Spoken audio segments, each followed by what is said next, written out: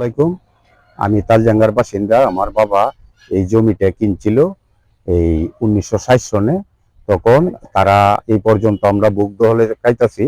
আমার বাড়ির পাশের এক লোক এই জমিটা একটা বড় দলিল বানায়া এই জমিটা দখল করতে আসছিল। তখন দরবারে বসছিল, দরবারের নানান ধরনের গালাগালিজ করে দরবারের উঠাই দিছে। তখন তারা একটা মামলা করছে। তখন আমি মামলার কপিতে পাইলাম যে দলিলটা এই তুলতে গিয়া পাইলাম যে এটা বড় একটা দলিলটা হইলো করিমগঞ্জ থানার, এই বেচুয়া কিনুয়া সব করিমগঞ্জ।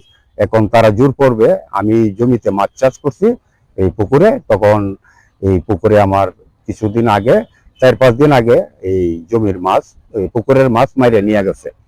হ্যাঁ, তারা দিনে 2টার দিকে এই 2 থেকে 2.5 লক্ষ টাকার মাছ তারা দিনের বেলা মাইরে নিয়ে গেছে জোরপূর্বক। 20-50 জন আইসা 20-50 জন আইসা মাছ তারা মাইরে নিয়ে গেছে। কয়েকজনের এই লোকমান, এই রনি, এই সামাদ, কবির, আরো কয়েকজন, তার নাম আমি জানি না। তারা এই জোরপূর্বক আমার এই মাছগুলি মাইরে নিয়ে গেছে। বিরোধ হইল লোকমানের সাথে। লোকমানের সাথে বিরোধ, এই গোটা এই সমস্যা। আমি এই ওরার জ্বালায় থাকতে পারি না। আমার 3টা দোকান আছে এনে। তারা বলতেছে যে আমার দোকানও দখল করবে, জমি তো দখল করবে, দোকানও দখল করবে।